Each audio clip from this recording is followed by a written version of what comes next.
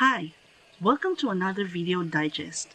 I'm May, and in this video series, I break down Supreme Court cases into relatable stories.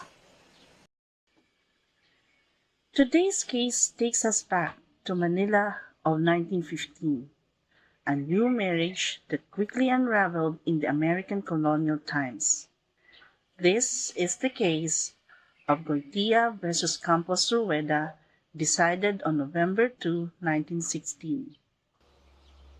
Eloisa Goitia and Jose Campos Rueda married in Manila in 1915 and established a home for themselves on Calle San Marcelino.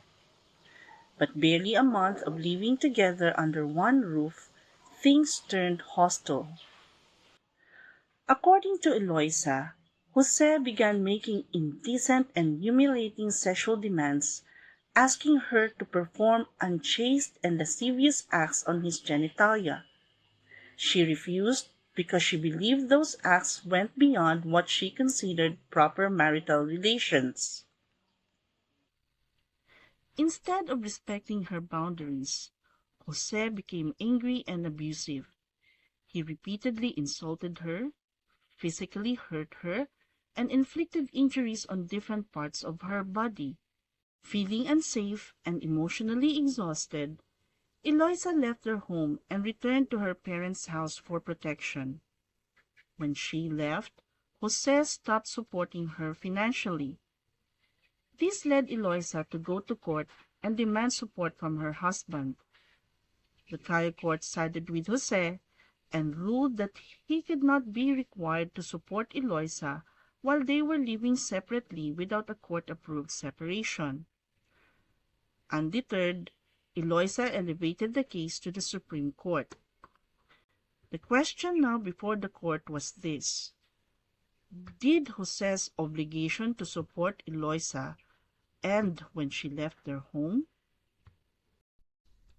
The Supreme Court said no, it did not. To resolve the issue, the Supreme Court first explained that marriage is more than just a private contract between two people. Once spouses marry, the law itself imposes duties on them, including living together, respecting each other, protecting one another, and giving mutual support. The Supreme Court further noted that Spanish rulings could not automatically apply in the Philippines because local laws were different, particularly since Philippine law recognized very limited grounds for divorce. Last but not the least, court rejected the argument that granting support while spouses lived separately was equivalent to granting a divorce.